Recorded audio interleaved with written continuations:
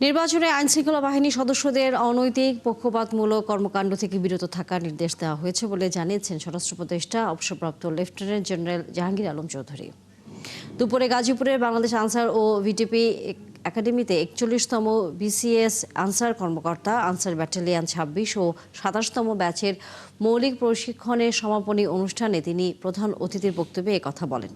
তিনি বলেন, আগামী জাতীয় নির্বাচন অবাধ, সুষ্ঠু ও শান্তিপূর্ণ করতে মোট ৫,৫৫,৯৫৮ আনসার ভিটিপি সদস্যদের দায়িত্ব পালন করবেন।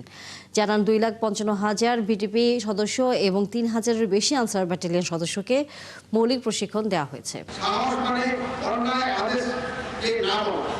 আমি আবার বলছি, সাহস মানে অন্যায় আদেশকে না বলা, অন্যায়ের প্রশ্রয় না দেওয়া, জুলুমের বিরুদ্ধে অবস্থান নেওয়া, মজলুমের পক্ষে কাজ করা এবং দায়িত্ব পালনের ন্যায় পন্থা অবলম্বন করা এবং নিজেদের সঠিক পথে অটল রাখা। সততা, নৈতিকতা, বিবেকই হবে আপনাদের সবচেয়ে